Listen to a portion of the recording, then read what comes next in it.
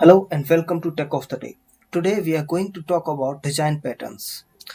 Design patterns are really important thing in software development life cycle, and we sometimes we use them knowingly, sometimes we use them unknowingly, but they are really important part. So this is a new series I'm going to start, and in this series I will talk about all the design patterns. And this is the first video of this series where I'm going to talk about abstract factory patterns, design pattern. Before this, let's just talk about what are design patterns actually, because you say sometimes we get confused. There are many terms used for design patterns, and then you have other type of principles, solid principles. Sometimes you get confused, and sometimes you have SDLC life cycles. So you get confused. So what are design patterns? Design patterns are solutions to software design problems you find again and again in real world applications. And patterns are about reusable designs and interactions of objects. So there are 23 gang of 4 patterns are generally considered the foundation of all the patterns, and they are categorized in 3 groups: creational, structural, and behavioral. So abstract factory is from the creational, and here in this, so I will first discuss the creational design patterns, and then structural, and then behavioral.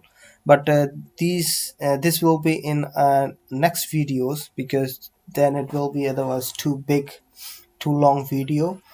So in creational patterns, you have abstract factory, you have builder, you have factory method, you have prototype, and you have singleton. So let's focus on abstract factory. The abstract factory pattern is a creational pattern in which interfaces are defined for creating families of related objects without specifying their actual implementations. Let me make it a laser pointer. So without specifying their actual implementation, just focus on this thing. This is important. So we use interfaces and to create the families of related objects without you specify their actual implementation. So the user doesn't really know what is the actual implementation, and then you can directly implement those things. When using this pattern, you create factories which return many kind of related objects. So that's why it's abstract factory. So you have an abstraction of factory, and factory is the one which creates these objects. So let's go. So to run down, it is a type of creational. It's very extremely useful, 5 by 5, and it's good for creating objects in different related families without relying on concrete implementation. We will see that actually. You will understand this in detail in the further video. Example code we will I'll show you soon. So first let's talk about creational design patterns, because abstract factory is creational type. Creational patterns provide various object creation mechanism which increase flexibility and reuse of existing code. So I think that's clear already, because this is what we are doing actually. Using interfaces, we are just creating uh, new objects without knowing the implementation. And in creational design patterns, I have already told you, they are factory method, abstract factory method, builder, singleton, and prototype. So let's talk about abstract factory. The participants. There are these 5 participants in the abstract factory method. You have abstract factory, which declares an interface for operations which will create abstract product objects. and then you have concrete factory. So just pay a little bit attention to this. You have abstract factory and you have concrete factory. Concrete factory objects implement the operations defined by abstract factory. And then you have same way, you have abstract factory, concrete factory, you have abstract product, and you have products. So the abstract product declares an interface for a type of product, and the product defines a product object that will be created by the corresponding concrete factory. You see, the relation I will explain you further on. Well, I will be showing you the real example in Visual Studio. So you see here, you have the client. Client uses the abstract factory and abstract product interface. So you see, client doesn't really know what is the actual implementation, because client is using this abstract factory, and abstract factory is simply providing the interfaces, and also abstract product, which is abstraction of this product, so which is not the actual implementation, just the abstraction. The problem, so in this example I just have a simple problem, which is like you have a restaurant which serves different options for kids, adults, and grandpas, and you need to create a system which can handle the demands at runtime. So you should maximize the code reusability, and client shouldn't be aware about the implementation. So what do you have? You have a restaurant which have different type of menus, actually, for kids, for adults, and grandpas. And the menu is simply saying, oh, I need a grandpa menu, and which costs, let's say, 20 euros. I need a kid menu which costs, let's say, 15 euros, and I need a adult menu which costs, let's say, 25 euros. And the specifications are according to their group, so kids, adults, and grandpas. So the menu can change little bit, and but they have some similarities. So the menu has, let's say, a sandwich, dessert, or something like that, but like you can specify the objects. So you have similar objects, but these objects specification can change. So let's find the solution for this. The first thing the abstract factory pattern suggests is to explicitly declare interfaces for each distinct product of the product family. So let's say sandwich and dessert, right? You specify the common objects, which is like sandwich and dessert. Then you can make all the variants of products follow those interfaces, and client uses the abstract factory. I will show you in a while. Let's go to the Visual Studio Code. And I have there.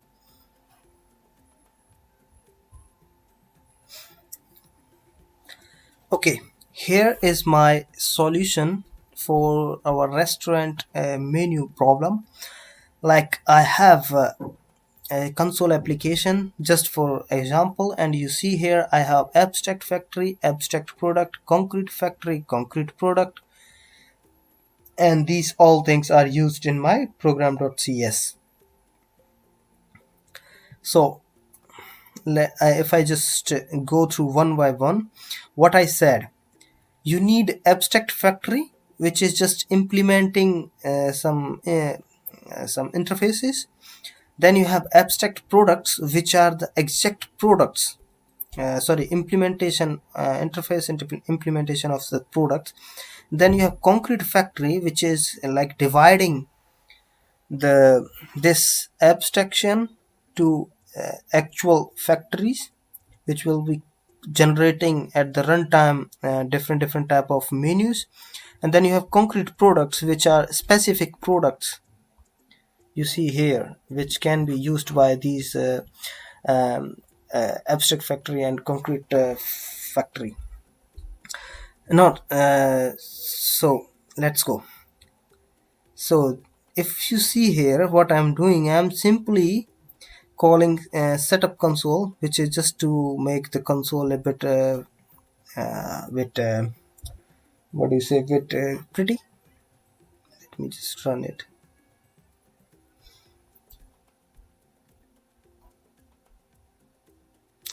Just to make it a bit pretty. So what do I have in my application? Hello world, welcome to design patterns. This is the example of abstract factory from one of the gang of 4 patterns. Who are you? So just to decide the menu, adult, child and grandpa, we come here. So I'm waiting for the read line here. I'm here. Maybe I can go here. Oh, okay. So what I can do, I press, let's say, A. So I'm A now. What I did, I created a factory. I declared a recipe factory, which is a factory, which is abstract factory. So how do you start your pay attention here? How do you start your application? First of all, you create an abstract factory, which will be used later on to create the real concrete factories, and those concrete factories will be further implementing the concrete products. So that's the logic behind it. So you see here, recipe factory is null.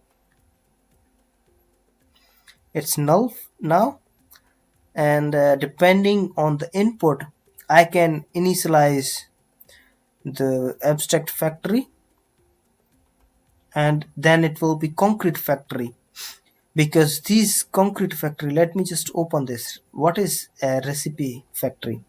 What it is doing, it is simply an abstract class which is having 2 methods: create sandwich, create dessert. So you see, at the client side, I only know that this thing, this let's say this DLL or this application accepts as input who am I, and then it will provide me sandwich and dessert, but I don't know how they will do it.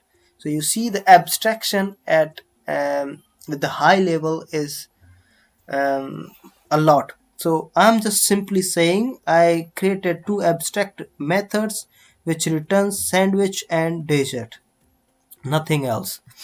And these adult cuisine factory, if I go to this one, what it is doing, it is simply uh, create sandwich, which is return new BLT, which is a type of sandwich, and then for the create dessert, it will return me creme brulee, which is which is a type of dessert, and this is a sandwich, right?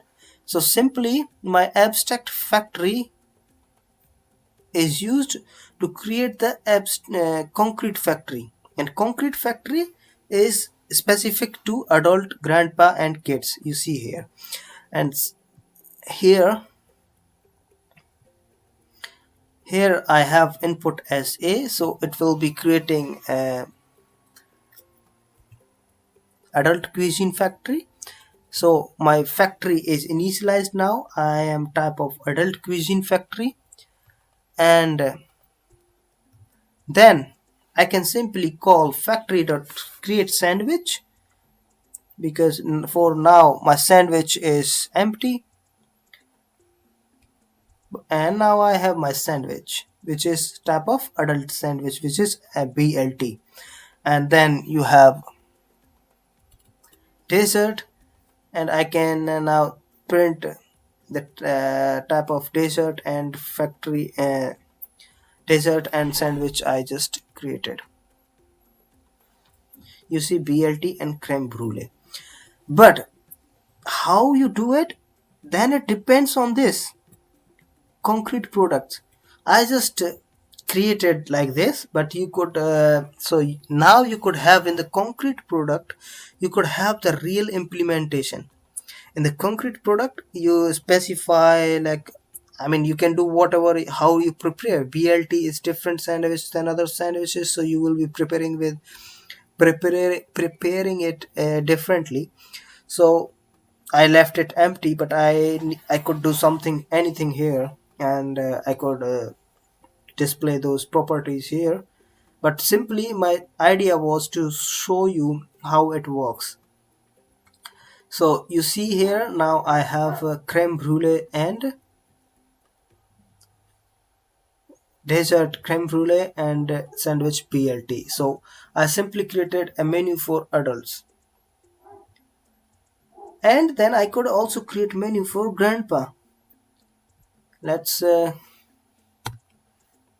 let's do it again for grandpa. Maybe you will like it.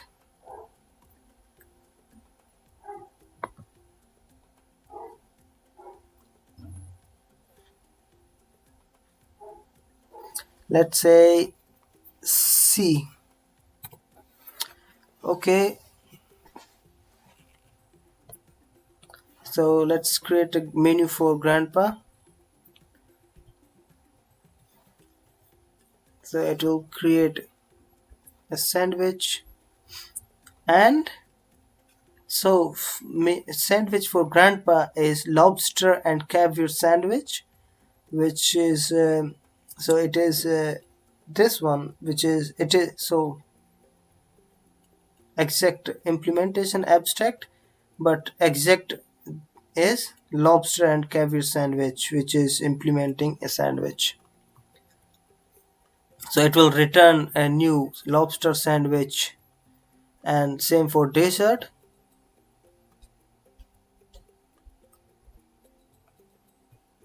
Let's display. So sandwich is lobster and caviar sandwich, and dessert is take medicine or else time over, because there is no dessert for grandpa. He should not have too much sugar, so take medicines, not dessert. So this was the abstract factory design pattern. I hope it's clear, but if you have some doubts or if you need to know something else, please feel free to ask me. I will be happy to show you around, and you